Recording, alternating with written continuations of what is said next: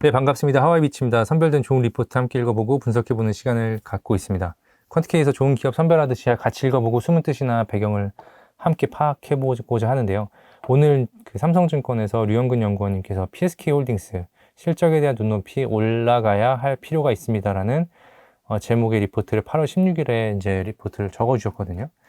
왜 이런 리포트를 써주셨는지 한번 생각을 해보고 향후에 이제 지금 이렇게 조정장이 올 때는 어떤 이제 어떤 일이 있어도 꼭 가져갈 만한 기업들 이런 것들인지에 대한 판단을 해보는 연습을 계속 해봤으면 좋겠거든요. 그래서 뭐 단순히 뭐 하반기에 실적이 좋다 이런 것뿐만 아니라 내년 상반기에도 좋고 중장기적인 어떤 흐름도 좋다 뭐 이런 뷰가 확립되는 그런 기업들로 조금 몰아가는 리밸런싱을 해가는 게 좋을 것 같다라고 생각을 합니다. 그래서 이제 실적에 대한 눈높이가 지금은 이제 지금보다 높아져야 된다는 얘기를 하셨는데 이게 근거가 뭔지가 중요하거든요.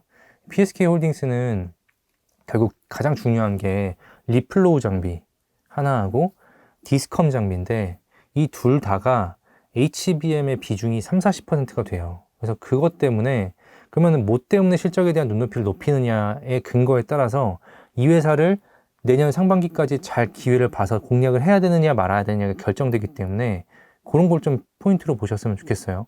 그래서 안내문처럼 이제 매수 매도 추천은 아니라는 점 말씀은 드립니다. 그래서 그 전에 퀀트K에 들어와서 최근에 이제 퀀트K 코멘트를 하나 볼게요. PSK 홀딩스 코멘트거든요.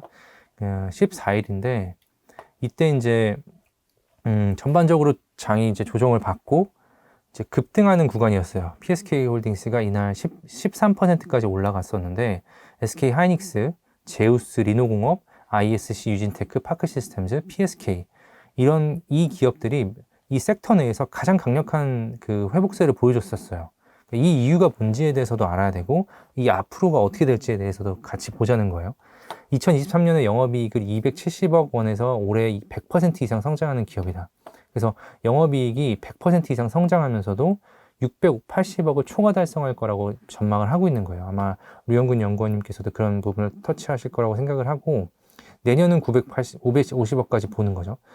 여기서 270억부터 680억까지의 어떤 성장률보다는 적죠. 그럼에도 불구하고 이 성장률이 굉장히 높습니다. 그래서 현재 시총은 1조 1000억 정도 수준인데 고점 대비해서 2개월 동안 시총 1조 이상에서 50% 넘게 급락하면서 조정을 받았어요. 이랬을 때 이 위치에서는 너무나 부담이 없죠. 사실 이 정도 실적에서 반이 깎였어도 심지어 뭐 어떻게 보면은 저스티파이가 되는, 그러니까 합리적이라고 생각하는 그런 구간이라고 볼 수 있었는데요. 중요한 거는 이제 여기서 말씀을 드렸는데 이제 영업이익률이 올라온 게 이제 HBM을 하면서 코어스라고 하는, 그러니까 GPU를 이제 전체적으로 패키징을 하는 그 TSMC에서 또는 뭐 스필에서 하는 그 코어스, 그거에 대한 증설 때문에 리플로 장비가 굉장히 많이 나갔어요. 그리고 글로벌 두 개사만 할 수 있는 디스컴 장비를 이 회사가 하고 있죠. 일본의 울박이라고 하는, 알박 또는 울박이라고 하는 회사하고 이 회사만이 디스컴 장비를 할 수 있어요. 건식 식각이라고 보시면 되는데, 근데 이렇게 좋은 포트폴리오를 가진 회사가 결국 올해 하반기 그리고 내년에 뭐 직전 고점 또는 직전 고점을 벗기면서 더 올라갈 수 있느냐는 한번 체크를 해보는데, 그 중에 중요한 포인트가 하나 뭐냐면 아무리 HBM의 증설이 조금 주춤을 한다고 하더라도 대만 쪽에서 COWS 캐파를 지속적으로 증가시키고 있어요. 그리고 HBM도 IO 수, 구멍이라고 하죠. 인, 아웃 해서 구멍 수를 기존의 1024개에서 2배가 늘어나게끔 이제 테크 사양이 올라가고 있습니다.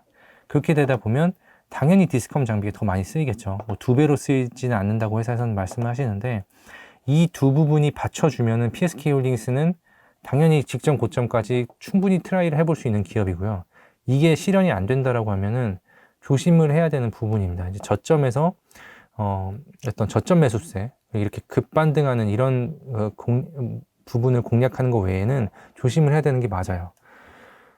그럼에도 불구하고 가능성이 있기 때문에 뭐 다시 가져와 본 거고, 장비 사이기의 실적 흐름보다는 이제 수주 흐름이 중요하죠. 그리고 2024년, 23년의 상승세만큼은 기대하는 것은 무리가 있지만 금투세 이슈가 해소된 이후에 회복 탄력성이 좋은 기업들 후보군으로 킵할 필요는 있어요. 그래서 이 기업들, 여기 앞에 말씀드린 이 기업들이 굉장히 지금 상대적인 회복세가 굉장히 좋습니다. 그래서 요거를 이 금투세가 이제 해소되는 구간에서는 반드시 킵해놨다가 공략을 해볼 만하다라고 보고 있고, 이제 류영근 연구원님께서 어떤 얘기를 하셨나 볼게요. 2분기 실적은 양호했고 성수기 하반기 이익에 대한 눈높이의 상향 가능성 존재. 그래서 2분기 실적도 좋아했는데 3, 4분기 실적 더 좋다 이 얘기를 하신 거고요. 독점적 지위를 확보하고 있는 디스컴 장비의 경우 기술 변화에 따른 구조적 수요 증가, 성장 여력이 존재한다. 아까 말씀드린 IOS가 증가한다는 그런 부분이거든요. 그리고 리플로우에서 점유율 하락 리스크도 크지 않을 것이다.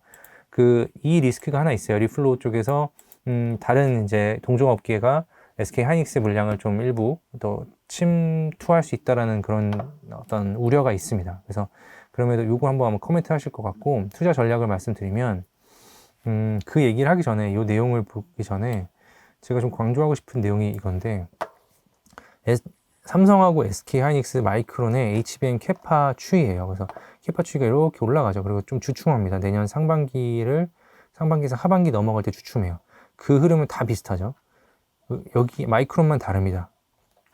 그런데 삼성전자 같은 경우는, 삼성전자도 SK나 똑같은 게 뭐냐면, 이 상승률이라고 하는 부분이 성장률이 줄어들어요.